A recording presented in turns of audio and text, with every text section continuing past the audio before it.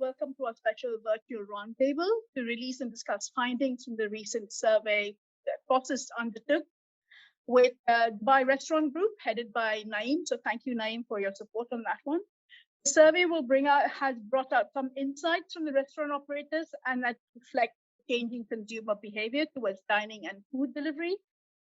The respondents that took part in the survey include owners, co-founders, CEOs, operation heads, IT heads, and managers. And the kind of participating outlet, the profile of the outlets, including about 30% were about casual dining restaurants, 25% fine dining, 15% cloud kitchen or delivery only outlets, 10% for quick service and fast casual restaurants, 8% for cafes, 3% were food court chains, and about 9% were from other formats, which I'm presuming using people that do catering or have pop-ups and stuff like that. In our audience, we are happy to welcome members of the media, some members of the Dubai Restaurant Group board, members of POSist, and of course some of the supporting teams from Deliverect and from Mythos, from Fay's team in Mythos and M Management. If you're sharing updates, please feel free to use Prime UAE as a hashtag. So we can monitor and keep track of it. And please feel free to ask any questions, to share it on chat or Q&A. Before I start, let me first introduce Ashish Tulsian. He's the co-founder and CEO of POSist Technologies, which he co-founded in 2012. Ashish is the product visionary behind POSist's cloud-based restaurant technology platform. In the last 9 years, he has expanded POSist in the GCC region, UK, LATAM, US, Southeast Asia, used by over 9,000 leading restaurants in 30 countries. Ashish is a rare combination of a technocrat and restaurateur. He kickstarted his entrepreneurial journey in 2007 when he founded a telecom company, serving all the major telecom operators in India for value-added services. As a side investment, he started a restaurant, which resulted in the founding of POSist in 2012. What began as a billing software is now an enterprise-grade SaaS technology platform suited for restaurants of all sizes. Ashish has over 15 years of experience in scaling and leading product, marketing, sales, support, and customer service. I will now invite Ashish to say a few introductory words before I introduce the rest of the panel. Ashish, over to you. Thank you, Mida, and thanks for all of you for being here, all the members of the media and the teams. It's actually my great pleasure to see something like Prime Report happening for UAE. Over the years, as Mida introduced, I fell into this business, accidentally, and I always joke, and I don't know if the rest of you will agree or not, but I always joke that people in their right state of mind, they don't, dive into the restaurant space. It really requires a lot of love for hospitality, serving people, probably love for food and a little bit of madness, to get onto that side of the business. And thankfully, when I experienced that madness firsthand, I always tell people that if you really want to see how difficult and what a 24/7 business really means, work at a restaurant or start a restaurant, and you'll really know. And I huge respect for all the restaurateurs, and especially in the world, which is right now going crazy with this virus. I think every time any country, any part of the world, anything happens, from first to last restriction, they end up hitting restaurants and rest of the hospitality sector directly. So this has been an incredibly difficult year, and especially for UAE, with Expo moving. I really, when we started thinking about this report, we were all we wanted was to bring the real perspective of a restaurateur out for others to see. I'm sure that there are parts of this report and the findings that are not going to be surprising for a lot of people, and there are going to be some which will be revealing and intriguing. And I think the larger reason is that the sentiment each restaurateur, the sentiment overall industry has, is attuned to the same frequency. Just that in silos we are dealing with different problems at different in different areas. And I think what makes me really happy is that that the data which I can see in this report and all the findings have been really on the optimistic side. I can clearly see that the sentiment is positive. Everybody is looking forward to the year and the quarters to come, and I think that is all what is important in this current craziness. At POSist, I think this has even with pandemic, while our customers, our industry has suffered, but at the same time, thankfully, this is also the year when people started leveraging technology even more. We experienced that in last 12, 13 months. And thankfully, we've been able to sail well along with the industry. I think the future of restaurants and restaurant technology, both look brighter to me, with, of course, obvious biases. So with that, I welcome you all again, and over to you, Mika. Thank you, Ashish. And now to introduce the rest of the panel. So start with the lady, Fay Economides. I'm sorry, Fay, if I've mispronounced your name. She's the Executive Managing Director at M Management Company. Fay co-founded M Management Company in 2014, and hospitality and F&B firm in Dubai with her brother Alex. The company launched with their homegrown brands Mythos, Cuisina, and Grill, and Nola Eatery, and Social House. These concepts have enhanced the offering of Greek cuisine in Dubai, as well as elevated the status of Jumeirah Lake Towers as a F&B destination. We all are very familiar with that. In 2020, they launched Kilikio by Mythos in the Patika Food Hall in Nakheel Mall on Palm Jumeirah. Fay's career spans over 20 years with a background in banking, private equity, and transaction services. Before moving to Dubai and entering the hospitality industry in 2005, Fay and Alex are recognized as Restaurant of the Year 2016. And this year, Fay was recognized as one of 25 of the most influential women in Middle East F&B by Caterer Middle East. Fay serves on the advisory board of the Global Restaurant Investment Forum. Naim Maddad is the chairman, Gates Hospitality. Most people know you. I'm board member of the Dubai Restaurant Group, who are one of our co-sponsors of the survey that we did through him. Over 38 years in hospitality across Australia, Asia, and the Middle East in various senior management roles. Naim has launched and operated some of the world's best hotels, resorts, spas, and lifestyle and food and beverage concepts. In 2010, Naim established Gates Hospitality, a homegrown hospitality company representing handpicked concepts for the affluent lifestylers, including a stable of well-known and respected homegrown brands. And last but not least, Naji Haddad, General Manager, Middle East at Deliverect. As GM of the UAE, Naji is integrating third-party food delivery platforms with restaurant POS systems, automating delivery so that it can be managed more efficiently. Naji worked at several food tech companies before. With his experience in hospitality through digitizing operations, he has a clear vision of how the industry is changing. Since joining Deliverect in 2020, Naji has put Deliverect on the map in the Middle East. So thank you all, ladies and gentlemen. And I would like to start off with, all of you have actually seen the report. We sent it over to all of you. If you can start with a quick overview of what you thought of the report and what was the one thing that stood out for you. Fay, perhaps you would like to start? Sure, yes. First of all, I would like to say that reports like this are very welcome for us restaurateurs to get visibility on what is going on at any given time in the industry. The report, as Ashish said, stood out to me as a positive outlook. I think that compared to other regions of the world, it shows that this region has done a good job at managing the pandemic and staying open, and the positivity resonates in the report. If I had to pick one thing that stood out to me, I think it was the finding about the expected revenue in 2021 given the fact that we're still just started the second quarter. There's still a lot of variables that are at play for our operation, which is still very much a dine-in experience. The measures which were implemented in late January restrict capacity and therefore revenues by default.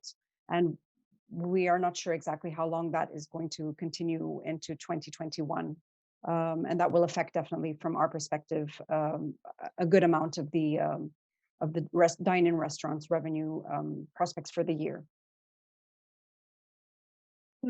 Naji?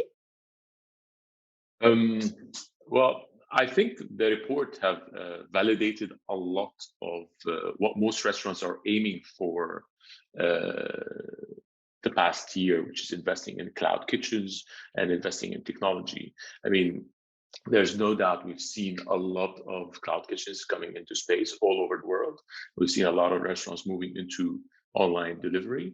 So such report, especially during these times, having research that confirms such certain ideas or concepts is what restaurants need today, right? So such reports guides them to take decisions based on profound research of what's really going on and what is in the mindset of these restaurateurs.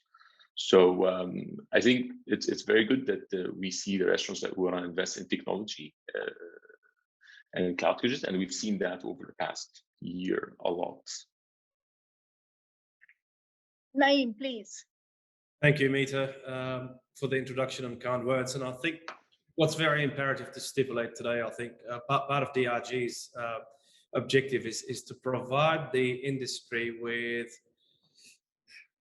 relevant information and information that covers all of the sectors that our industry represents. And this report for me is very vital.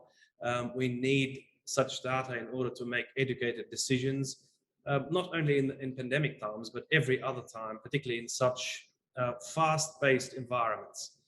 There are absolutely no surprises in the report that's been put together.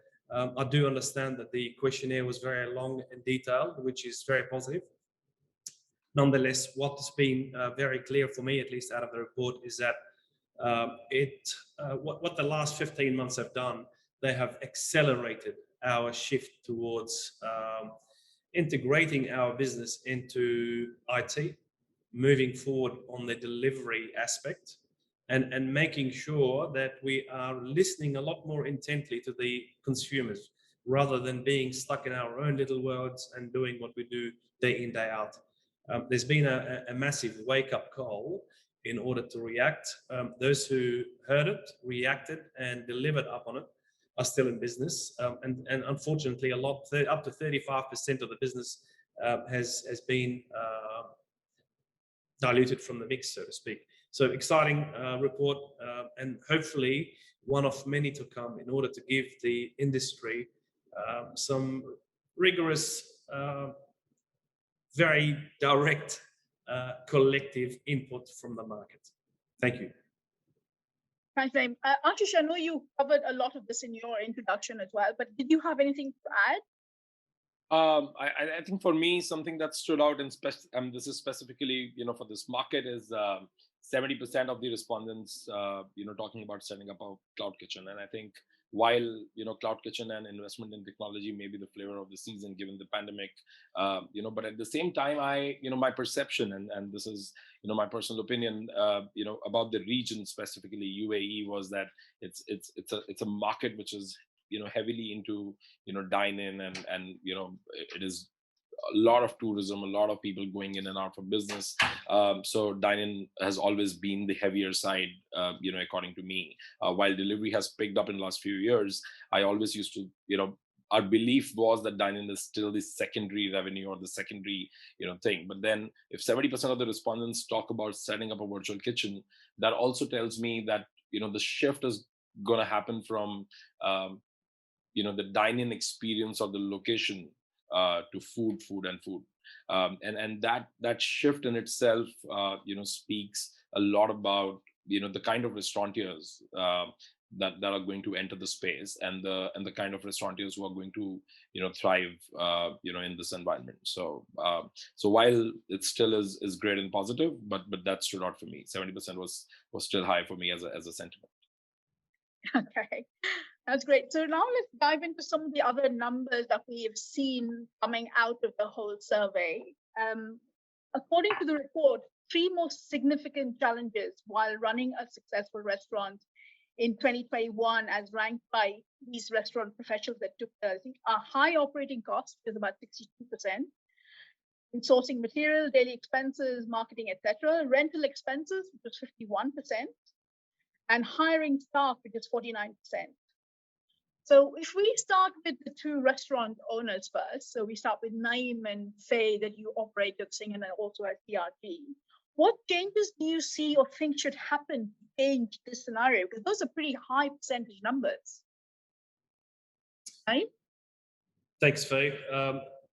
Again, I think conducting business in the UAE has been expensive, and I think what we have witnessed over the last 15 months as well is that the authorities have put a lot of systems in place and relief packages in place to support the industry. Is it enough? Definitely not. Do we need more? Absolutely. Are we working on it?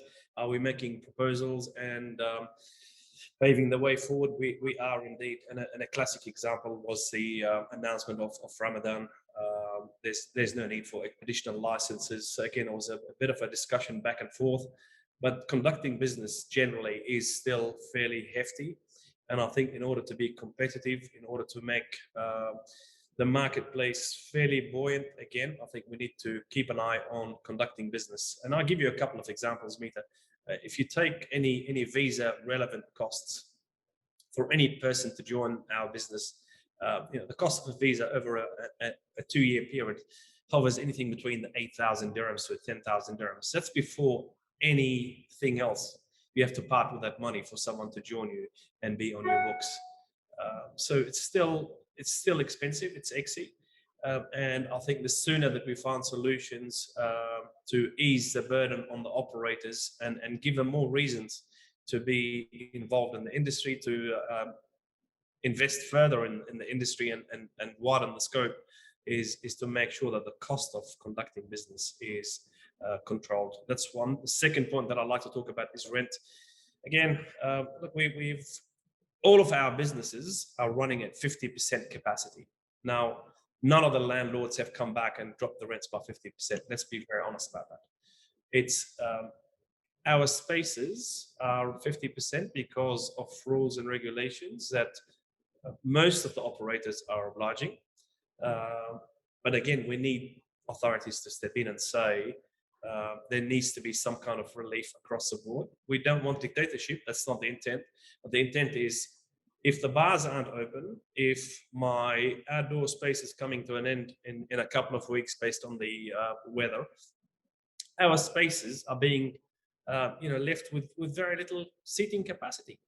And again, if you call any of my venues over the coming weekend, if you call Folly, if you call Bistro Reform or any others, you probably struggle to get a seat. So if you're looking at the industry from outside, everyone's saying F&B is doing amazingly well at 50%. My cost factor hasn't dropped by 50%. My rent factor hasn't dropped. My food cost, my conducting business hasn't dropped by 50%. So reality is we need all the help we can get. Fay, would you like to add to that? Yes, I totally agree with Naim. I can echo a lot of what he said. I do want to add a couple of points on visibility over the years in the UAE. Back when we were first starting to open Mythos, for example, finding real estate with reasonable rent was much more challenging than it is today. So there has been a steady improvement, and that has been, you've been able to have local homegrown brands and F&B and smaller operators and innovation thrive in the city because of that. So over the years, I do see an improvement. Are we where we should be at? Not yet. For sure, there's a long road to go before we have market forces at play that can allow a plethora of locations for smaller operators and innovation to happen. I do think that in times of crisis, and for sure this is the biggest crisis the industry has seen by far, is an opportunity not only for the private sector and the industry to come up with solutions and to change and to implement, but the regulatory and the legal structure for things to happen in the business environment will adapt and change by necessity. So I'm hopeful that there will be enough changes. I just hope they will happen sooner rather than later to assist the market to rebound and have a proper recovery in the next 1 year or so. And thanks for your input. But Ashish, you have one of the areas that you talk about for your business is saying that your technology creates efficiencies. Can that technology actually help these restaurateurs manage some of these expenses and streamline and find the areas that they can streamline? I think I'll be candid here. Not the areas which Naim and Fay are echoing. I think when it comes to rentals and costs associated with people, I think you can optimize, but not to that extent. But that said, I think what I have seen over the years, and that was my own experience as well, is that in servicing the restaurants with respect to your inventory, which is your raw material you're buying, can you optimize your manpower? Can you optimize your staff requirements? And can you also make sure that some small changes can actually end up impacting your top line as well as bottom line? Yes, I do have.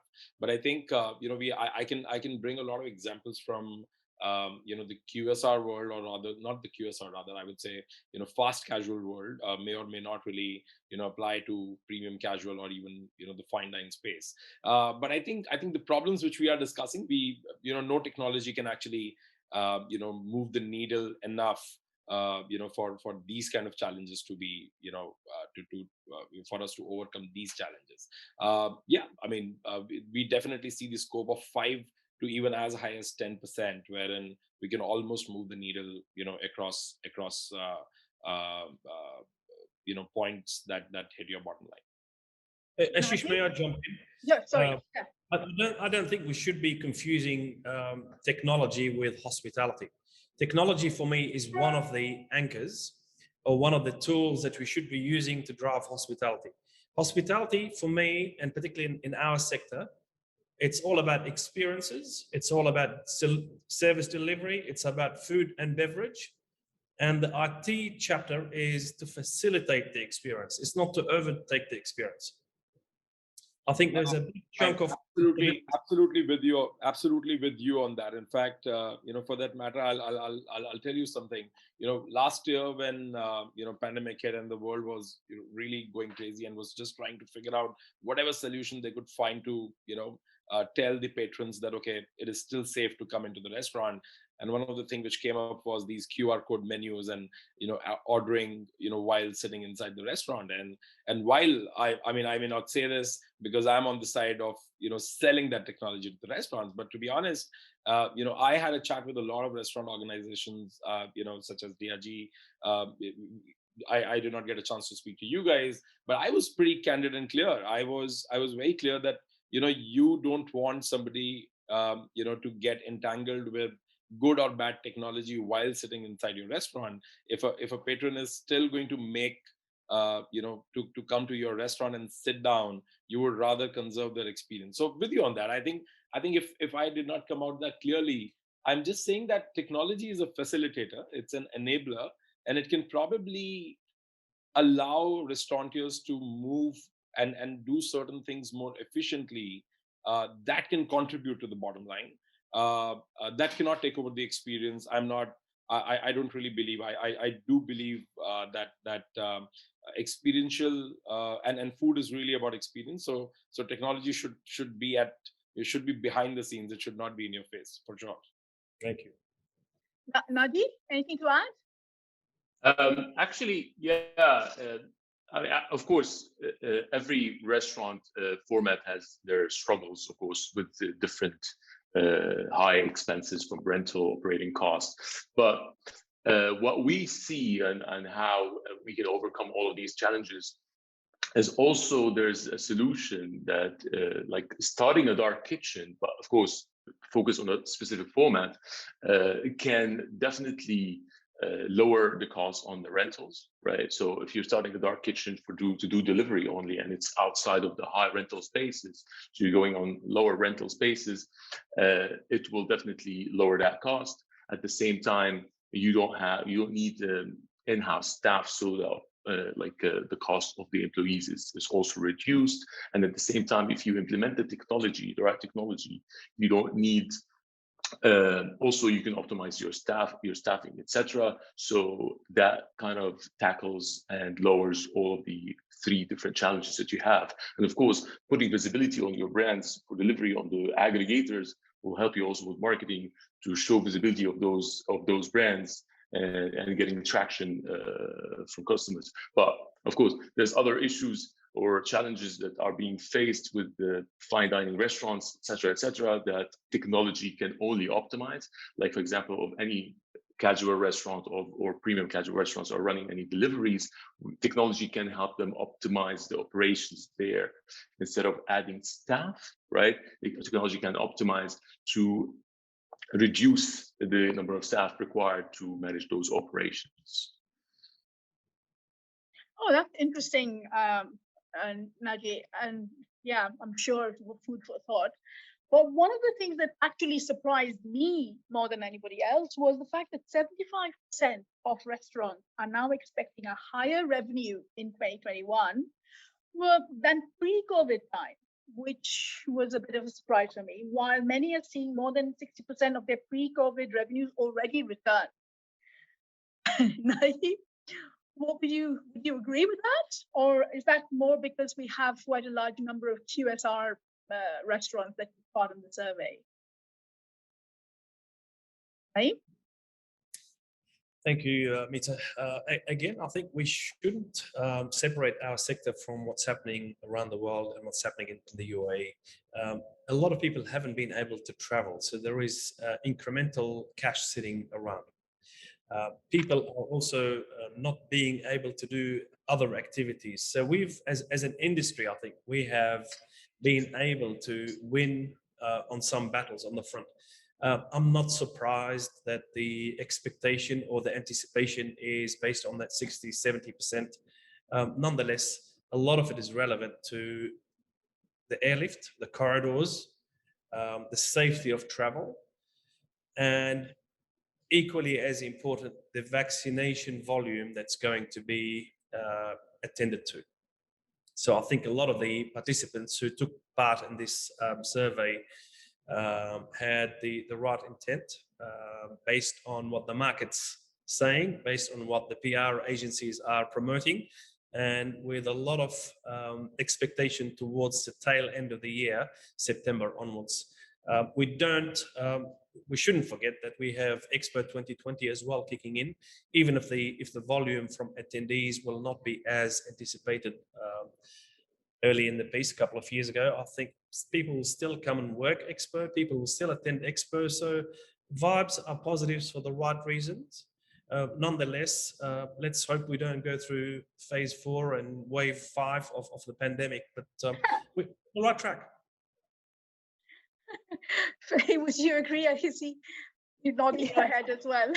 I agree. I think interesting, if you look at the slides that's on the screen right now, is you have basically things split into a third of restaurants 40% and under, a third of restaurants between 40 and 60, and a third between 60 and above. And that shows a diversity. Not everybody's in the same boat at the moment. And it's, like Naim said, we have a lot of things to consider as variables for the rest of the year. It's only April. The vaccination drive, I'm sure the results are going to start kicking in. And we still don't know when tourism is going to return to the city or the country. I think restaurants and brands that have already built up goodwill and equity are at advantage compared to people who are new entrants in recent times, like during the COVID pandemic or just before, unless they're associated already with a brand that already has built up equity with consumers that are existing in the market. And again, I will highlight the fact that the measures, and we don't have a lot of visibility on how long the current status is going to last. I would hope that we will have a little bit of a forewarning what's going to happen when measures start being relaxed, rather than have them switched from one moment to the next, because we need to plan. The hiring is going to be a big issue coming up if things change suddenly overnight, and hopefully we'll be able to get a bit of a heads up what the plans are so we can do our preparations. I guess the Ramadan announcement from yesterday probably is going to be a little bit more optimism into the sector, I guess, for everyone else. Ashish, Naji, do you have anything to add to this, or should we move on?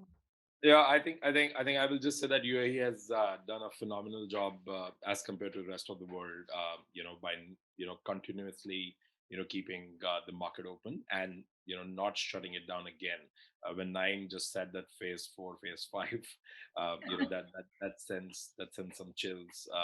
But I think what we have seen in India and UK and even in the region, Saudi and a lot of other Emirates have not really done that well. So I think I mean they're still struggling, but anchored at Dubai, what UAE has done, I believe that is going to set some good tone for Expo. I do believe that, of course, the surge is not going to be as high as it would have been in the pre-COVID world. But I think at the same time, I do believe that a large part of this optimism is actually going to land. I do believe in this. Naji? I mean, agreed. I agree with Naim and the rest. UAE has done a phenomenal job. I mean, today, if you compare, we see other markets from our offices all over the world. I mean, restaurants haven't been open. I mean, we have our colleagues visit Dubai every month just to try and they see how we operate, and it's really amazing how we kept that afloat. Brilliant. So this one was not such a surprise, I don't think, for anybody, especially in the last 1 year. But 70% of the restaurants place their bet on setting up a cloud kitchen or a delivery-only outlet. For almost 1/3, 60% or more of their revenue is expected to come from deliveries in 2021. So Ashish, let's start with Naji first, because you're working with Deliverect. We've seen considerable investments in cloud kitchens, etc.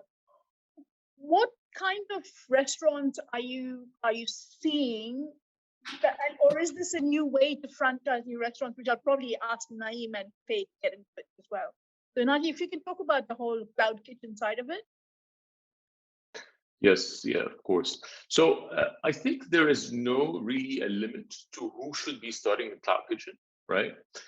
You can start a cloud kitchen to enforce your brand. If you're in an area, if you have a flagship store, let's say in a very like a high traffic area, and you want to extend it across different areas in the country, there's an opportunity there, right?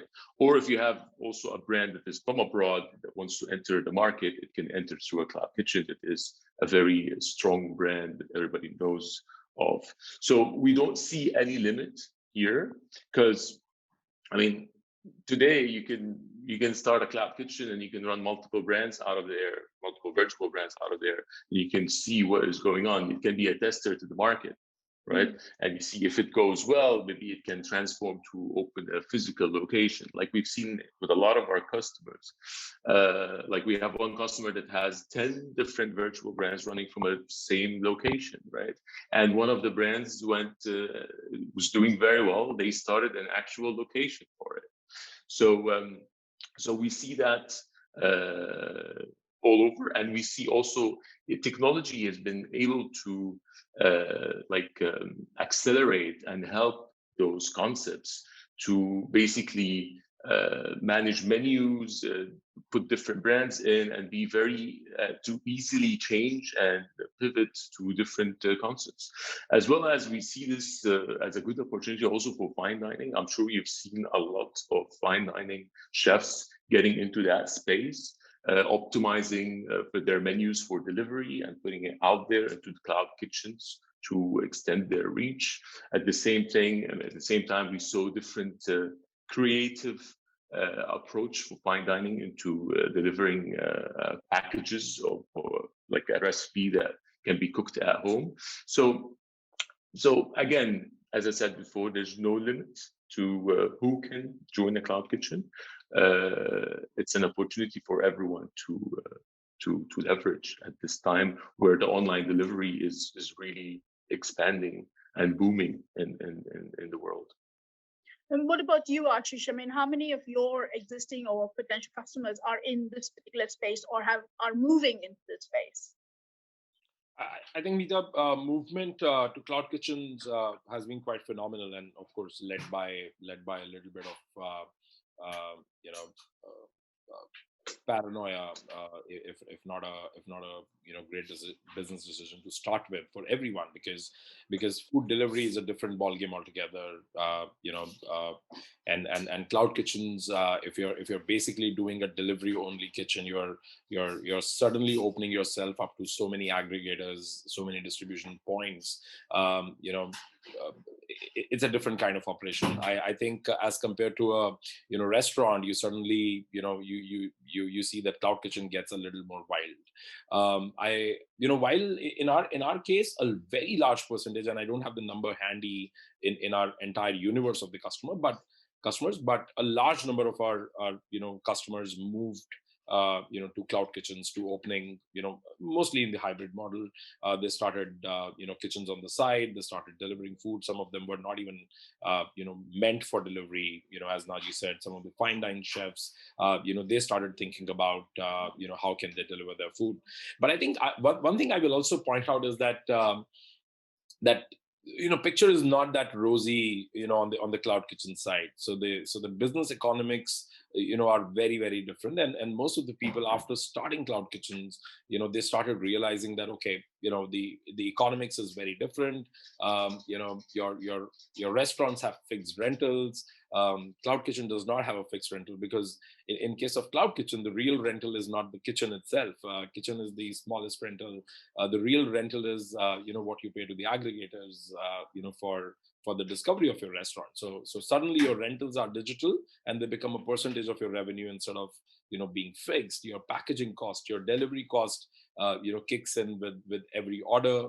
And then on top of it, there is a loss of experience for the end consumer. So there is a limit to repeatability. And I think there are a lot of moving parts which cloud kitchen has. So I think more than investment into the cloud kitchens, I believe, I strongly believe that that it is going through its surge stage right now, partially because of paranoia, partially because of compulsion, partially because it's a new great idea.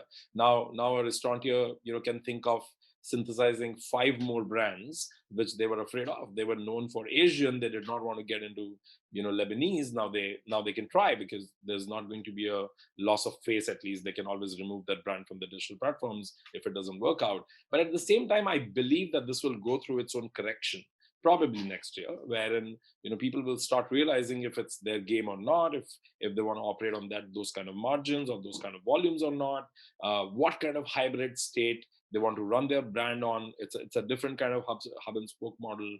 I'm just echoing what Naji said. You can have a trophy store at the top location, and you can spread your brand across the city or the country, with the cloud kitchens on the digital platform. So I think for me, I do believe in the 70%, but at the same time, I believe that model is going to get corrected, and probably the percentage is going to be much lesser, but steadier, somewhere end of next year.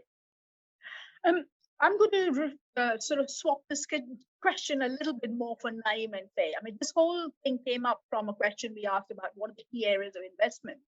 Now, is cloud kitchen going to be something that someone like you, Naim, or Fay would think about using? If not, what areas of investment would you be looking at? Who wants to take first? Yes, sir. Oh, Naim. Go ahead, Naim. Thank you.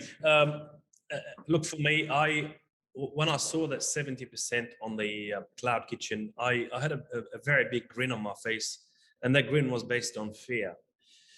For the following reasons. One is, sadly, a lot of the investors who are not in the industry, they see a business model that is successful and they decide to copy it based on surface information rather than doing their due diligence and understanding of the business. That's one. The second thing is, whilst these markets abroad have massive volume, have a population that is double, triple, quadruple the size, and different demographics altogether, they can sustain these businesses a lot more than a place like Dubai or the UAE can. We've seen it with food trucks. Again, everybody was in such a rush to open a food truck, we forgot that RTA wasn't aligned with municipality. Municipality wasn't aligned with where they can park. We didn't have the entrepreneur cooking. We had a commie all of a sudden in the back of the truck. We couldn't talk to somebody. So disjointed. And we're doing all of this again with dark kitchens, I'm afraid. And this is very expensive exercise for the simple reason is that the good restaurants will miss out on a meal or two, but they'll come back. But what it's doing to the industry, it's tarnishing the image of the industry. Anybody that has some money will invest because the capital investment for a dark kitchen is reasonably limited. But again, the money is not about investment. The money is not about rent. The money here is about social media, about being present and making sure that people will order from you and they'll order again. The delivery cycle, the packaging, the branding, and brand integrity. Brand integrity takes time to build. So I worry about these business models. I say to my colleagues who are in the industry, if you're a cafe operator, it doesn't mean you can do fine dining. If you're a fine dining, it doesn't mean you can do bars. If you're bars, it doesn't mean you can do nightclubs. And if you take my own business, we don't mix. We specialize in a particular sector and we excel at that. We talk to the same demographics, we give them different experiences. So whilst I see cloud kitchens, dark kitchens, whatever you want to call them, as a new business, I worry about the speed they're growing. I worry about the thought processes that has been given before they excel and do very well.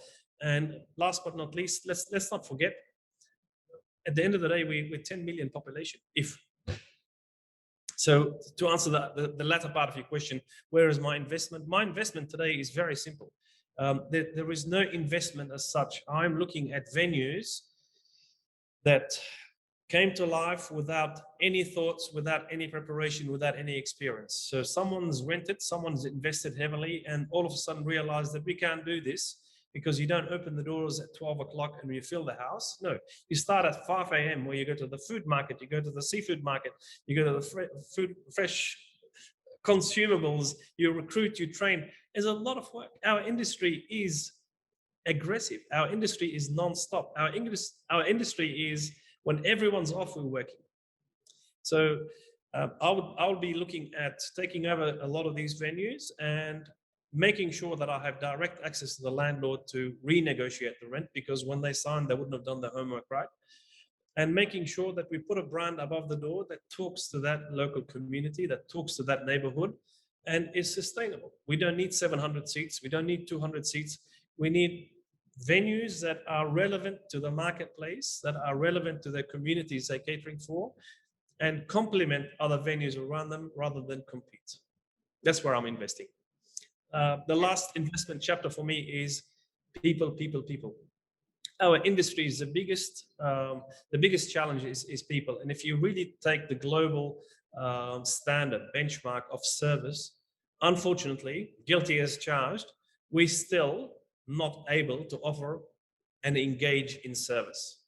In Europe, in Australia, when I turn up to a dining room, if I feel confident, I'll allow the wait staff to actually choose my meals. I will never do that here. I will never.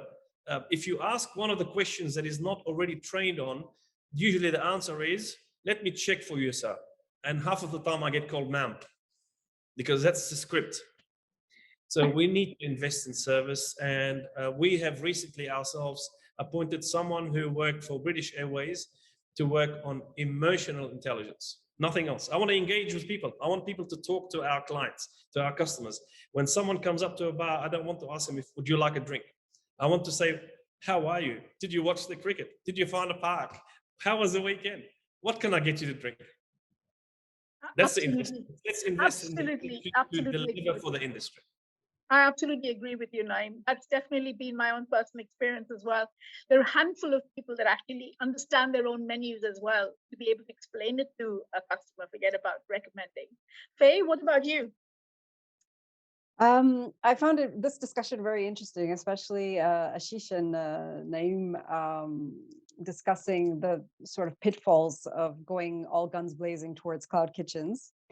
I think I'm somewhere in the middle. I do see, I mean, let me look at it from the consumer side, and I'll share a little personal story here. My teenagers are terrified that if they leave Dubai, they're not going to have immediate access to their favorite Vietnamese, their favorite shawarma, their favorite, on demand 20 minutes to their door or whatever it is. We are really in this city. Yes, we are a smaller demographic, but we are really hooked on these apps, getting us whatever we love immediately on demand and tracking it, where it's coming from and all of that.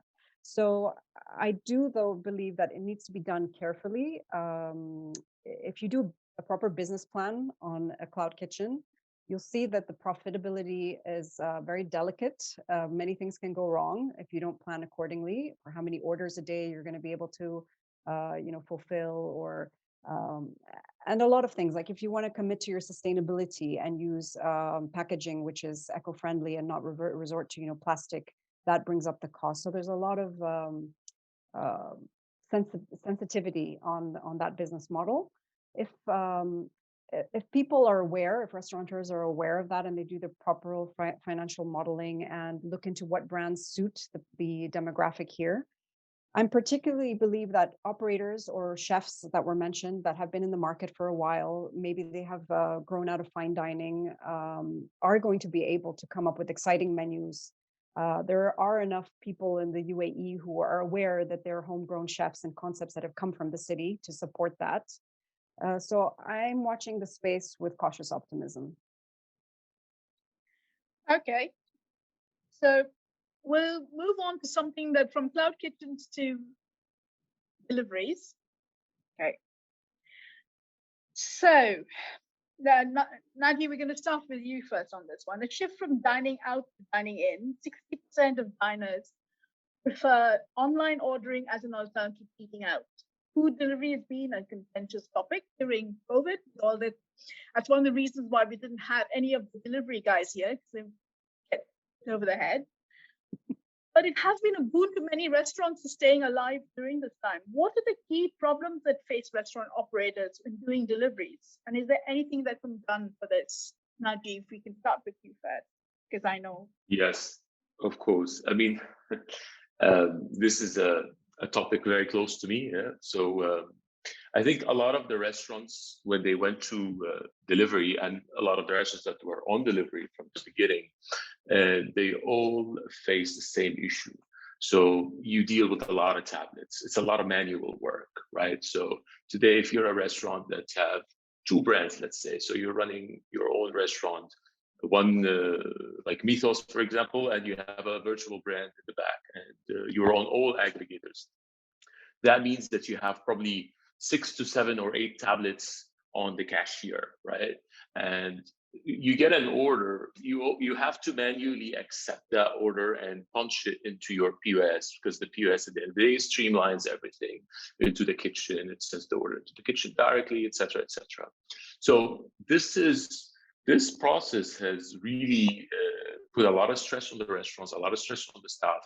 It made the staff, of course, because if you have a lot of orders, then you're gonna make mistakes as well, right?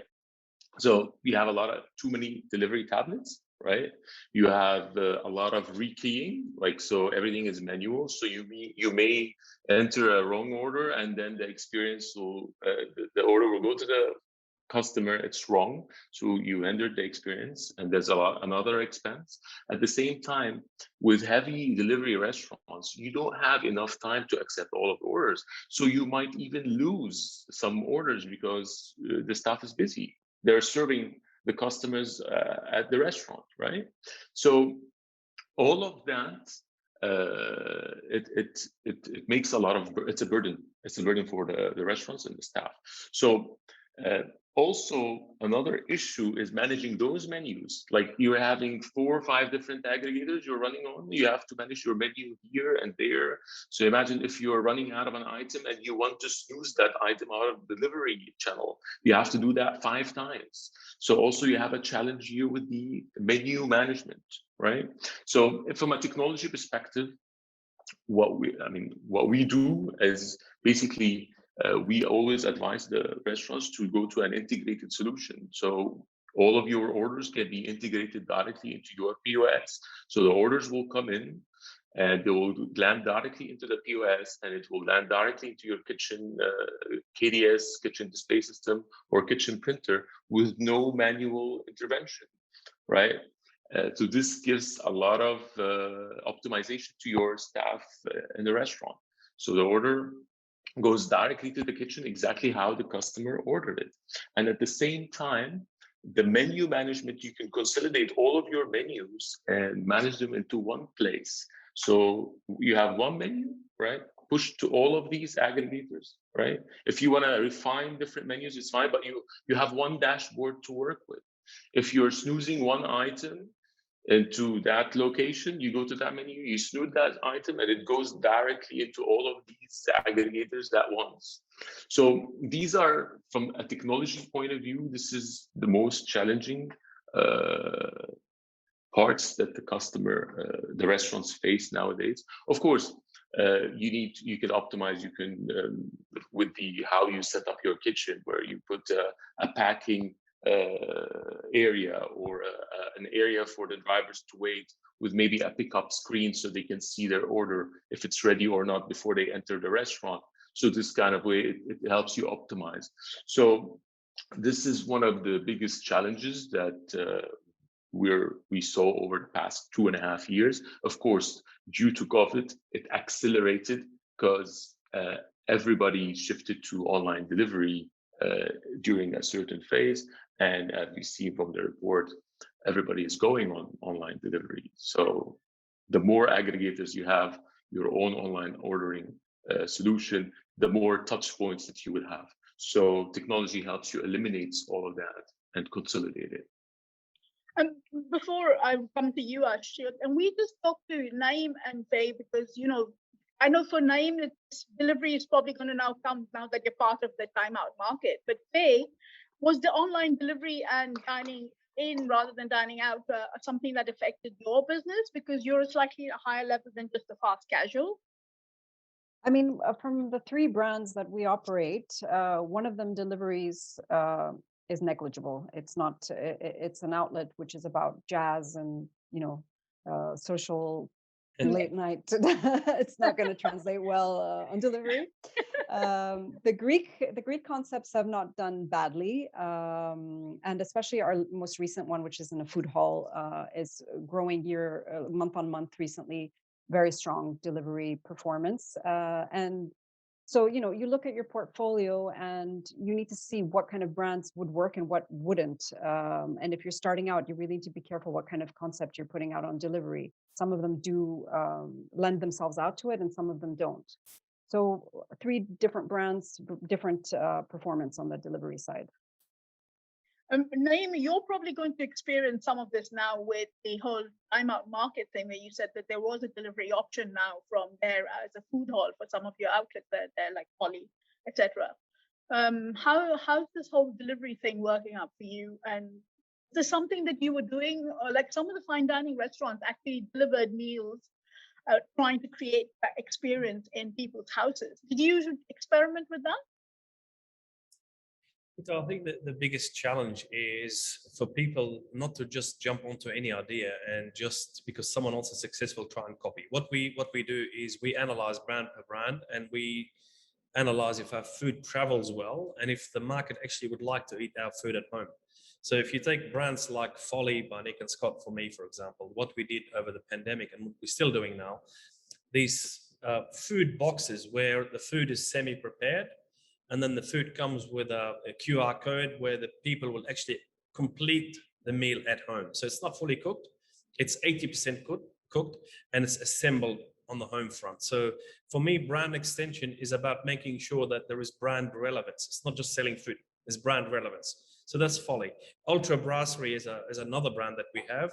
It does amazingly well on the delivery platforms because it sells what people order on delivery platforms, you know, the burgers and the fast food and the comfort food rather than anything else. As far as tarmac market, again, the way it's been designed, that there is a massive back of house area for such a service. And when we went in there with Workshop by Folly, our menu was designed for it to travel. So the menu items that we have selected and have curated will travel very well. And that's, for me, a clever brand approach. So whilst you have two very well recognized chefs and a very strong IP in a brand, they have gone from fine dining experiences for a very specific reason to de-simplify the whole experience, but yet still pushing the brand. And a point that my colleague Fay made was very strong there, is that the brands are endorsed already. There is that brand integrity in the marketplace. There is that brand support following recognition. So the Workshop means nothing, but the minute that you see By Folly, then the expectation is certainly endorsed by the consumers. And not only that, you actually know what you're getting from a consumer's perspective. So I'll see delivery, I'll see dark kitchens. These are all little verticals that support the industry, but none of them should overtake the industry. None of them should be the one and all solutions. I think we need to look at every business opportunity as a vacuum and find solutions for these vacuums. Anything to add, Ashish? No, I think I think I'll. While I completely agree with what Fay and Naim said, I think Cloud Kitchen is not the replacement of dine-in, for sure. And I think people, job of the Cloud Kitchen or the delivery business rather, is to get consumers the same experience of the food at their home, which we earlier thought that we'll be giving them in the dine-in. And the challenge for dine-in is to make sure that the experience for anybody who's coming in is way better, so that they can be pulled out of their homes and brought on to the dining spaces. And I think both need a lot of tailoring. They are not, I mean, if customers are loving your food at your restaurant and they come, they do appear, more than, I mean, with a high frequency, it doesn't really mean that they are going to have the same food at home just because you start delivery. So I think both the businesses, require their own, kind of tailoring with this, which is what Naim said, right? Basis what kind of cuisine, what kind of food, what kind of audience, what timing, etc. And I'm sure jazz, cannot be delivered, for sure. So I think dine-in is there to stay. I think the volumes for the industry, the way I look at it is the net volume for the industry will go up, because people will keep coming, to the dine-in once, of course, the virus madness also, gets a little, subdued. But I think people will start ordering more and more because of that. So for me, I think it is still an exciting opportunity, even for some of the most seasoned fine dine or premium dine, restaurateurs, to actually dive into delivery and, probably innovate differently. Thanks, Christine. And to the last question now, almost before the thing we get open it up for Q&A. For all those who are there, we will have a link where you can download the whole report and have a look at it. We've only selected a few areas that we are covering here. And please feel free to have your questions ready. You can put it in the Q&A. That's probably the easiest way. And we'll send it to all the media guys along with the wrap up around this anyway. So as a last question, quick overview of what you think is the next. I mean, we've covered a lot of it already, but what is in your opinion, the quick overview, what the restaurant scene is going to be like in the next year or so, and where do you see the where do you see the progress? What's next? Can we start with Naim, because you're in the Dubai restaurant group? Thank you, as Mita. well as Gates.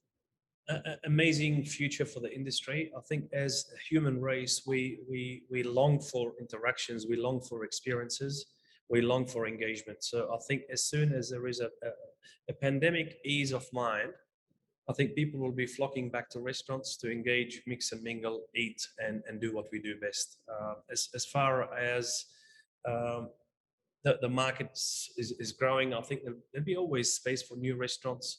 There'll be space for new concepts. And the future, I think, is very bright. We just need to make sure that we protect the industry and we make sure that we nurture the industry, and we have pillars that are always delivering up on. One is let's share information. Let's not hog information. We do it in hotels very well. We have STR reports and so forth. So let's have something similar for benchmarking, so we all have educated decisions.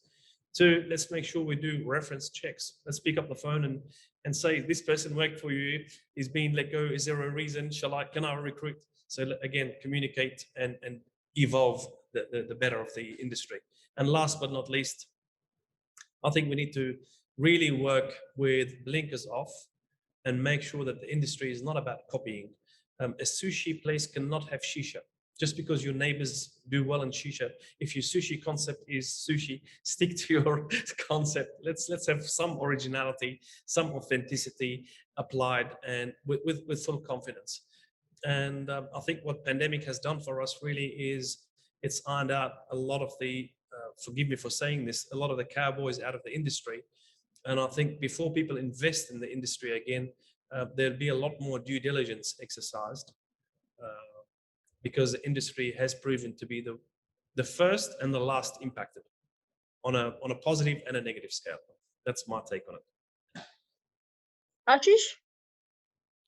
No, I think Naim, I'll still go to a sushi place with shisha, not just for the love of shisha. Not no offense to sushi, but yeah, I think just kidding. I completely agree. I think future is quite bright for the industry. I'm really excited about about what's coming, and I think that is largely on the back of the fact that so three things stand out for me in the restaurant business. One is that I can clearly see in last few years, and again, COVID just accelerated some of these trends massively. One is that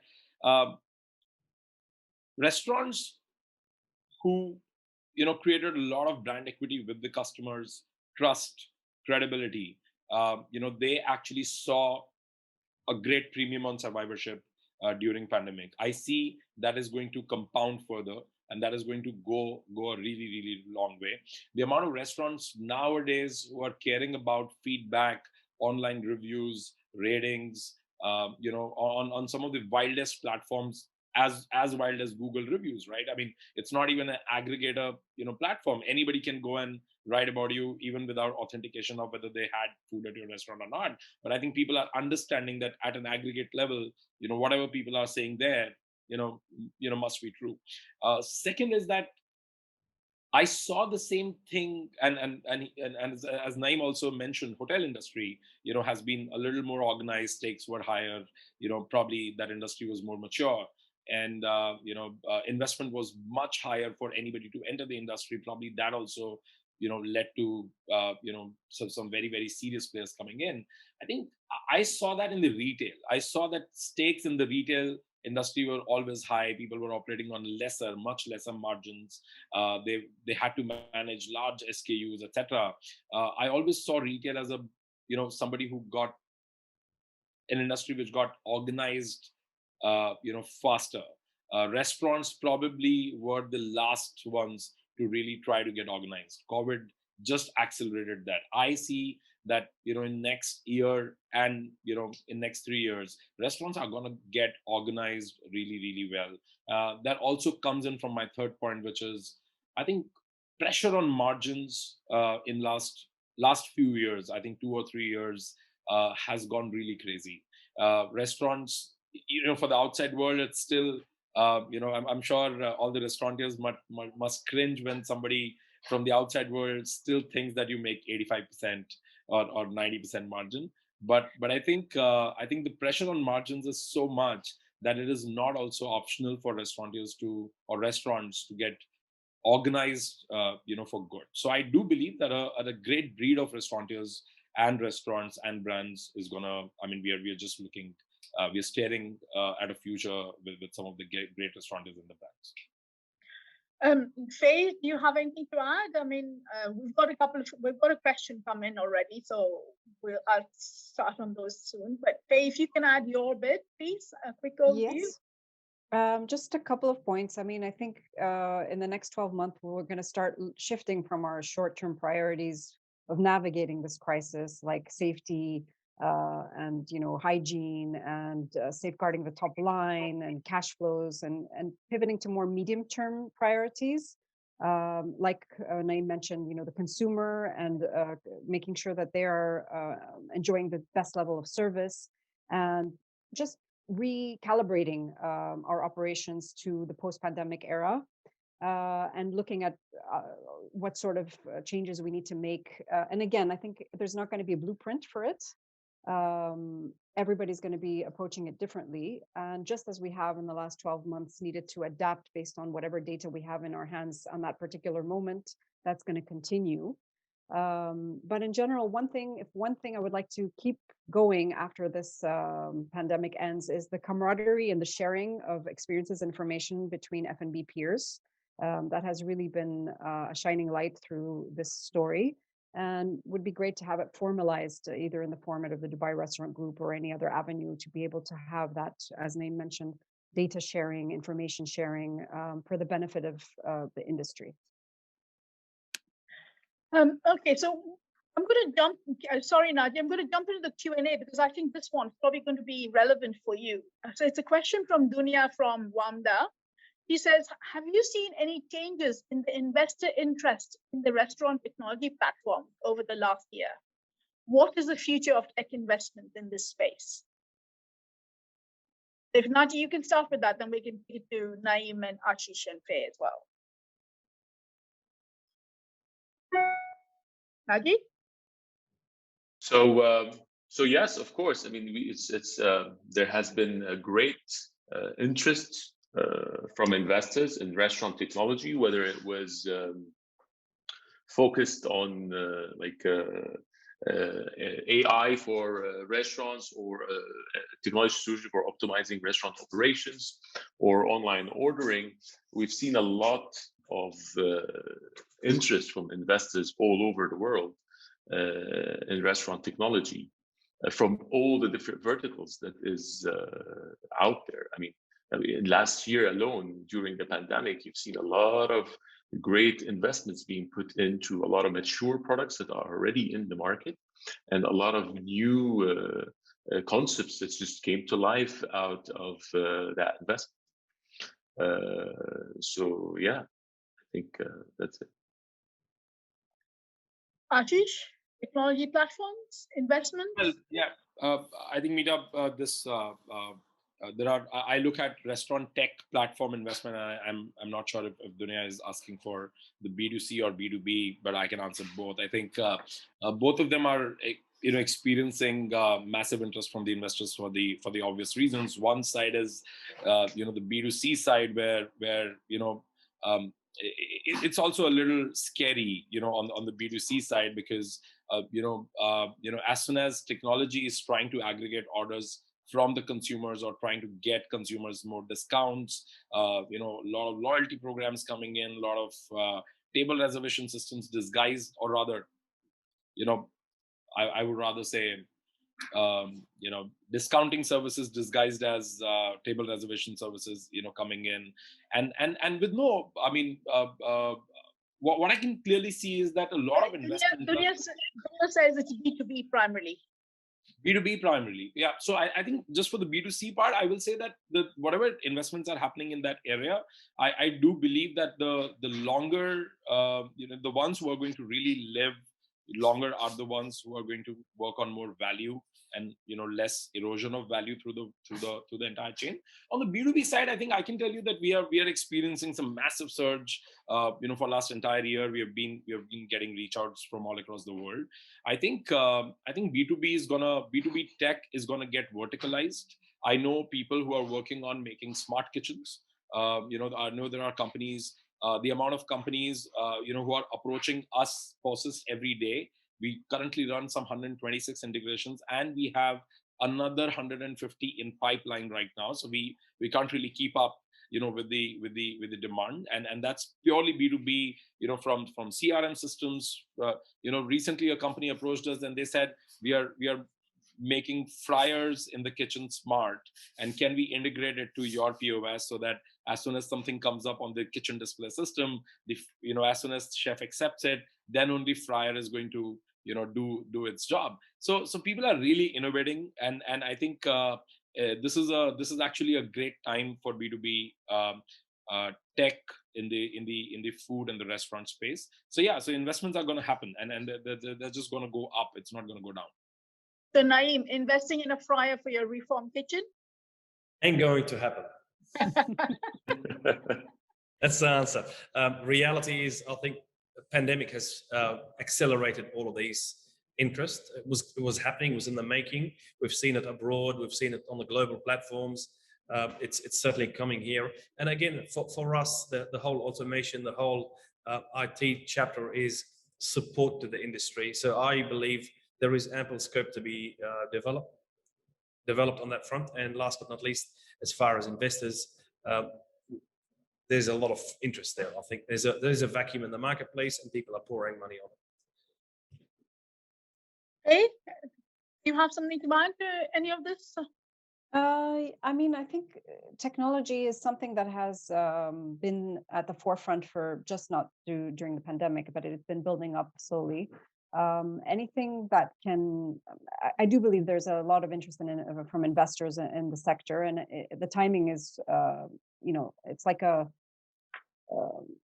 it's right for things, because and in one sense it's right. In the other sense, I think there's going to be a lot of things that need to be addressed, which technology may not have the solution to. And we just need to keep in mind, like we've mentioned throughout this conversation, that there needs to be a balance into how technology can enhance the restaurant experience, how it can enhance operations, how it can help bottom lines and cost, but not interfere too much into what the ethos of a restaurant is all about. Brilliant. I just want to say very much, thank you so much, all of you, for joining us and giving us your information, sharing your opinions, and making this really interesting. I've had a few text messages saying that they really enjoyed the webinar. For everybody else in the audience, we will have a recording of this, so definitely do drop me a line and we will share it. The media will definitely share the release and the details of the report. And so thank you very much, Fay and gentlemen, and have an enjoyable day. Thank you. Thank you so much. Thank you for having me. Thank you so much. You're welcome. Thank you. Thank you, Naji. Thanks. Thanks, Nice Maddad. to-